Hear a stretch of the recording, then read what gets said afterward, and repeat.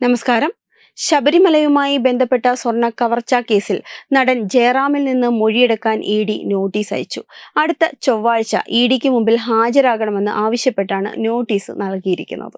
ഇതിനു മുമ്പേ തന്നെ പ്രത്യേക അന്വേഷണ സംഘം SIT ജയറാമിൽ നിന്ന് മൊഴിയെടുത്തിരുന്നു. ഏകദേശം 2 ആഴ്ച മുമ്പ് ചെന്നൈയിലെ അദ്ദേഹത്തിന്റെ വസതിയിലെത്തിയാണ് SIT സംഘം വിശദമായ ചോദ്യം ചെയ്യൽ നടത്തിയത്. ഉണ്ണികൃഷ്ണൻ പോറ്റിയുമായി ജയറാമിനുള്ള ബന്ധം, ശബരിമലയിലെ സ്വർണ്ണപ്പാളികളുമായി ബന്ധപ്പെട്ട ഇടപെടലുകൾ, ഇതിലെ പങ്കാളിത്തത്തിന്റെ സ്വഭാവം തുടങ്ങിയ കാര്യങ്ങളിൽ കൂടുതൽ വ്യക്തത തേടുകയാണ് ഇപ്പോൾ ഇ.ഡിയുടെ ലക്ഷ്യം. ഈ കേസിൽ ശ്രദ്ധിക്കേണ്ട ഒന്നാണ് SIT അന്വേഷണം പുരോഗമിക്കുമ്പോഴും കേന്ദ്ര ഏജൻസിയായ ഇ.ഡി ഇടപെടുന്നത്. ഇതുവരെ SIT നിരവധി പേരെ അറസ്റ്റ് ചെയ്തെങ്കിലും അവരെല്ലാം പിന്നീട് ജാമ്യത്തിൽ പുറത്തിറങ്ങിയിരിക്കുകയാണ്. ഇപ്പോൾ ജാമ്യത്തിൽ ഇറങ്ങിയ എല്ലാവരെയും ചോദ്യം ചെയ്യാൻ ഇ.ഡി തയ്യാറെടുക്കുകയാണ്. ശബരിമലയ്ക്കായി നിർമ്മിച്ച സ്വർണ്ണപ്പാളികൾ ജയറാമിന്റെ വീട്ടിലെത്തിക്കുകയും അവിടെ പൂജയ്ക്ക് വയ്ക്കുകയും ചെയ്ത സംഭവം വലിയ ചർച്ചകൾക്ക് വഴിമാറിയിരുന്നു. ഇതുമായി ബന്ധപ്പെട്ട് നിരവധി ചിത്രങ്ങൾ തുടർച്ചയായി സോഷ്യൽ മീഡിയയിലൂടെ പുറത്തു വന്നതോടെ സ്വർണ്ണ കവർച്ച വാർത്തകളുമായി ഈ സംഭവം ബന്ധിക്കപ്പെട്ടു. ഇതിനു പിന്നാലെ സ്വർണ്ണപ്പാളി തന്റെ വീട്ടിലെത്തിയ കാര്യം ജയറാം സ്ഥിരീകരിക്കുകയും വിശദീകരണം നൽകുകയും ചെയ്തു. ഉണ്ണികൃഷ്ണൻ പോറ്റിയുമായി ശബരിമലയിൽ വെച്ചുണ്ടായ പരിചയത്തിന്റെ അടിസ്ഥാനത്തിലാണ് ഇത് നടന്നതെന്നും തന്റെ കയ്യിൽ നിന്ന് 1 രൂപ പോലും ആരും വാങ്ങിയിട്ടില്ലെന്നും ജയറാം വ്യക്തമാക്കിയിരുന്നു. വിശ്വാസത്തിന്റെ ഭാഗമായിട്ടാണ് പൂജ നടത്തിയതെന്നും ശബരിമല ശ്രീകോവിലേക്ക് നിർമ്മിച്ച പുതിയ സ്വർണ്ണപ്പാളികൾ വീട്ടിൽ പൂജയ്ക്ക് വെച്ചാൽ ഐശ്വര്യമുണ്ടാകുമെന്ന പോറ്റിയുടെ വാക്കുകൾ വിശ്വസിച്ചാണ് അങ്ങനെ ചെയ്തതെന്നും ആണ് ജയറാമിന്റെ നിലപാട്. എന്നാൽ ഇവിടെ നമുക്ക് ചോദിക്കേണ്ട ഒരു പ്രധാന ചോദ്യമുണ്ട്. സാധാരണ ഭക്തർക്ക് പോലും കാണാൻ കഴിയാത്തതും കർശനമായ സുരക്ഷയും നിയമങ്ങളും നിലനിൽക്കുന്ന ശബരിമലയിലെ സ്വർണ്ണപ്പാളികൾ എങ്ങനെയാണ് ഒരു സ്വകാര്യ വ്യക്തിയുടെ വീട്ടിലെത്തുന്നത്? അതൊരു വിശ്വാസത്തിന്റെ പേരിലാണെങ്കിൽ പോലും അതിന് നിയമപരമായ വിശദീകരണം ആവശ്യമല്ലേ? SIT നേരത്തെ തന്നെ ജയറാമിനെ സാക്ഷിയാക്കിയതാണ്. എന്നാൽ പ്രശസ്തരായ ആളുകൾ, പ്രത്യേകിച്ച് പൊതുസമൂഹത്തിൽ സ്വാധീനം ചെലുത്തുന്നവർ ഇത്തരം കാര്യങ്ങളിൽ കൂടുതൽ ജാഗ്രത പുലർത്തേണ്ടതായിരുന്നു. ഉണ്ണികൃഷ്ണൻ പോറ്റിയും വിവിധ പ്രമുഖരും ഒരുമിച്ചുള്ള ചിത്രങ്ങൾ തുടർച്ചയായി പുറത്തു വരുന്നുണ്ട്. വീട്ടിൽ മാത്രമല്ല, ക്ഷേത്രത്തിൽ നടന്ന ചില പൂജകളിലും പങ്കെടുത്തതായി ജയറാം SITക്ക് നൽകിയ മൊഴിയിൽ പറയുന്നുണ്ട്. ഇതെല്ലാം അന്വേഷണത്തിന്റെ ഭാഗമായാണ് ഇപ്പോൾ വിലയിരുത്തപ്പെടുന്നത്.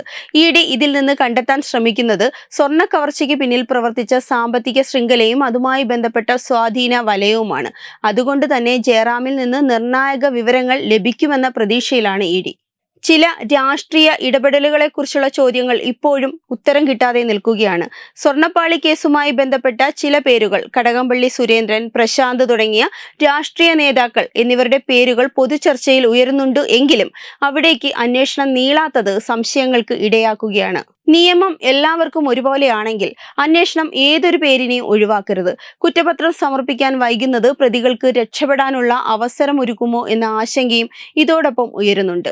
2017 ശബരിമല സ്വർണ്ണ കൊടിമര പ്രതിഷ്ഠയുമായി ബന്ധപ്പെട്ട വിജിലൻസ് ത്വരിത പരിശോധന ഈ കേസിൽ നിർണായക വഴിത്തിരിവ് ആകുമെന്നാണ് കരുതുന്നത്. 3.7 കിലോഗ്രാം സ്വർണത്തിന്റെ കുറവ് കണ്ടെത്തിയതോടെയാണ് വിഷയം കൂടുതൽ ഗൗരവമായത്.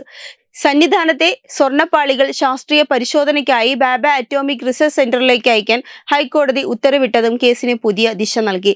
ഈ പരിശോധനാ ഫലങ്ങൾ പുറത്തു വന്നാൽ വർഷങ്ങളായി മറഞ്ഞുകിടക്കുന്ന ചില സത്യങ്ങൾ പുറത്തു വരാൻ സാധ്യതയുണ്ട്.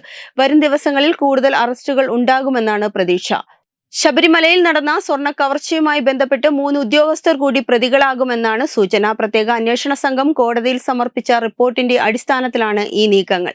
1998 മുതൽ 2025 വരെ നീളുന്ന കാലയളവാണ് അന്വേഷണ പരിധിയിൽ വരുന്നതെന്നതും ഈ കേസിന്റെ ഗൗരവവും വ്യക്തമാക്കുന്നു. 2017 സ്വർണ്ണ കൊടിമരവുമായി ബന്ധപ്പെട്ട ക്രമക്കേടുകളും ഇതിന്റെ ഭാഗമായിരിക്കും. ശബരിമല വിശ്വാസത്തിന്റെ കേന്ദ്രമാണ്. എന്നാൽ വിശ്വാസത്തിന്റെ മറവിൽ നടന്നിട്ടുള്ള സാമ്പത്തിക തട്ടിപ്പുകൾ പുറത്തു കൊണ്ടുവരേണ്ടത് അനിവാര്യമാണ്. അത് ആരായാലും, നടനായാലും, ഉദ്യോഗസ്ഥനായാലും, രാഷ്ട്രീയ നേതാവായാലും അവരാരും നിയമത്തിന് മുകളിലല്ല. Web desk Tatwamayi news. Brought you by Kerala AIDS control society. HIV AIDS സംബന്ധമായ സംശയങ്ങൾക്ക് 1097 എന്ന 24 മണിക്കൂറും പ്രവർത്തിക്കുന്ന ടോൾ ഫ്രീ നമ്പറിലേക്ക് വിളിക്കുക. വാട്സാപ്പിലും ഫേസ്ബുക്കിലും ഒക്കെ സ്റ്റാറ്റസ് അപ്ഡേറ്റ് ചെയ്യാറുണ്ടല്ലോ. HIV സ്റ്റാറ്റസോ HIV പിടിപെടാനുള്ള സാഹചര്യങ്ങളിൽ കൂടി അറിഞ്ഞോ അറിയാതെയോ കടന്നു പോയിട്ടുണ്ടാവാം. എന്ത് തന്നെയായാലും മുൻകൂട്ടി പരിശോധിച്ച് HIV സ്റ്റാറ്റസ് അറിയൂ. സൗജന്യ HIV പരിശോധനയും കൗൺസിലിങ്ങും ആരോഗ്യ കേന്ദ്രങ്ങളിൽ പ്രവർത്തിക്കുന്ന ICTC അഥവാ ജ്യോതിസ് കേന്ദ്രങ്ങളെ സമീപിക്കുക. നിങ്ങളുടെ സ്റ്റാറ്റസ് എന്തായാലും വിവരങ്ങൾ രഹസ്യമായി സൂക്ഷിക്കുന്നതായിരിക്കും.